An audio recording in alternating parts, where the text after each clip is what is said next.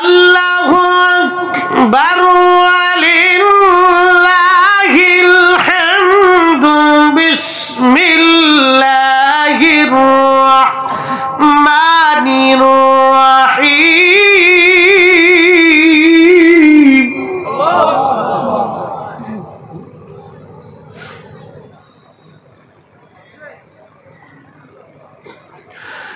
ثم تردون إلى عالم الغيب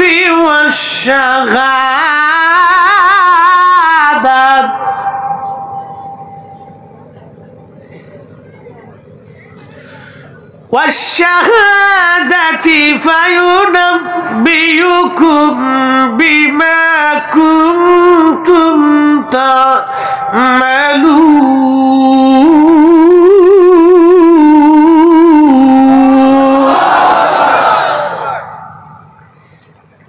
কার কালাম? ثم تردون إلى عالم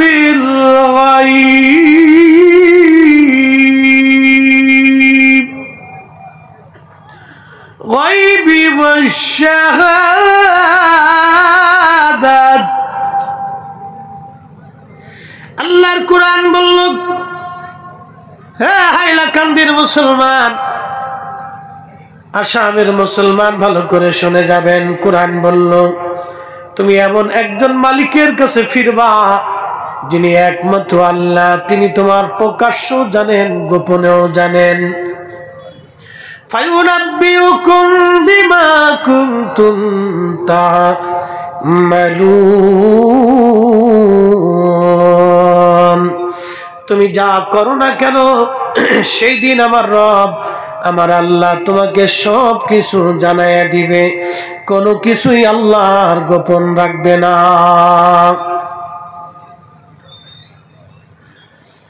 হে আমার নবীর উম্মতেরা,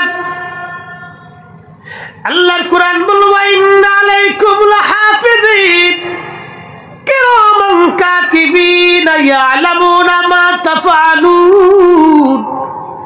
দুই কাঁধে দুইজন ফেরেশতা, জীবনেও কোনোদিন আমরা দেখি নাই, দেখা সাক্ষাৎ কোনোদিন হয় নাই, কথাবার্তা হয় নাই, কিন্তু আছে। আমরা মুসলমানরা বিশ্বাস করি আমাদের দুই কাঁধে দুইজন ফেরেশতা থাকেন। একজন কিরামান কাতিবিন, দুইজন ফেরেশতা, তাদের কাজ হলো ইয়ালামুনা মা তাফআলুন, তোমরা যাহা করো না কেন তারা সব জানে। গোপনে যা করেন আল্লাহ সব লেখে, প্রকাশ্যে যা লেখেন জানেন বলেন আল্লাহও তো কিরামান কাতিবিন দিয়ে সব লেখার। কোনো কিছু আপনার জীবনে গোপন থাকবে না বলে এটা কি করে সম্ভব? আজকে উন্নত বিশ্বের যুগে, স্যাটেলাইটের যুগে, একটা স্যাটেলাইট দিয়ে, ইন্ডিয়ান স্যাটেলাইট দিয়ে সারা ইন্ডিয়ার ভিতরে কোথায় কি আছে ধরা যায়। এমনকি বাড়ির ঘরের মধ্যে কি আছে তাও দেখা যায়, উঠানের মধ্যে কি আছে স্যাটেলাইটের মাধ্যমে দেখা যায়।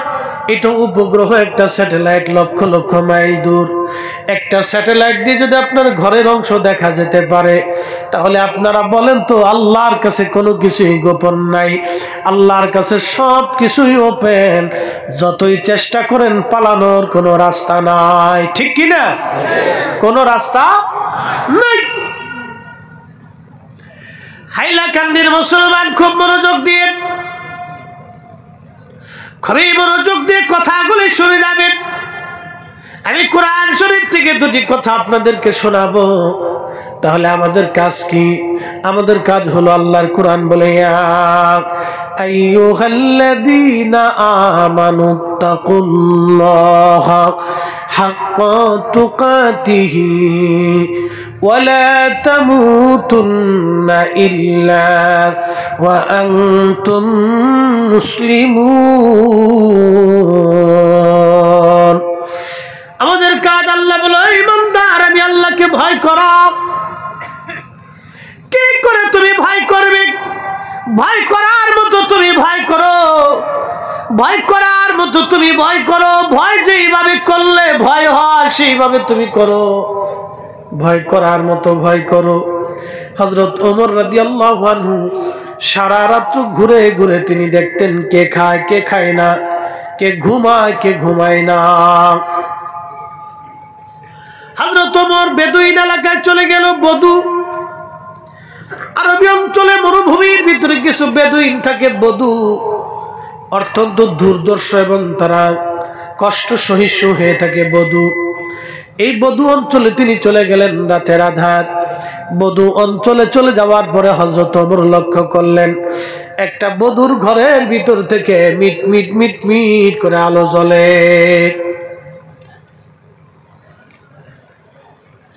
আগের যুগে রাজা বাচ্চারা ঘুরে ঘুরে দেখতেন কে খায় কে খায় না, কে ঘুমায় কে ঘুমায় না। এটা যারা নীতিবান রাজা ছিলেন তাদের চরিত্র ছিল এটা। আর যারা ক্ষমতা পিপাসু ছিল তারা এই প্রজাদের রক্ত চুষে খেত। তো খলিফাতুল মুসলিমিন হযরত ওমর রাতের আধারে ঘুরে ঘুরে ওই বদুর বাড়ির কাছে গেছে। আল্লাহকে কিভাবে ভয় করতে হয় একটু ভালো করে শুনে। তো বদুর বাড়ির কাছে যাবার পরে এই বদু এই ভিতর থেকে হযরত ওমর বদুর ঘরের পাশে একবারে এই আপনাদের আমাদের অঞ্চলে বলে বেড়া, এই বেড়ার পাশে ঘরের সাথে লাগাইয়া হযরত ওমর কান পেতে দাঁড়ায় রয়েছে। দেখি ভিতর থেকে কি শব্দ আসে, কি আসার বিষয়। হযরত ওমর রাদিয়াল্লাহু আনহু লক্ষ্য করলেন ভিতর থেকে এক মহিলা বলতেছে, মা দুধের সাথে পানি বেশি করে মিশাও। অ্যাটেনশন, মাহফিল কেন দিছেন, আমাদেরকে কেন আনছেন, উদ্দেশ্য কি? আমাদের দুইটা কথা শুনে যাতে মানুষ বাড়ি পর্যন্ত নিতে পারে, ইসলাম কি এটা যাতে মানুষ বুঝতে পারে। আসলে আমাদের ধর্মটা কত সুন্দর এটা মানুষের কাছে পৌঁছাইতে হবে। আমাদের এই ধর্মটা এত সুন্দর মানুষের কাছে পৌঁছাইতে হবে, এই সুন্দর ধর্মটা। সেই জন্য আপনারা অনেক দূর থেকে আমাদের মতো বক্তাদেরকে দাওয়াত করে নিয়ে আসেন যাতে আমরা বক্তব্য দিয়ে আপনাদেরকে বুঝাইতে পারি।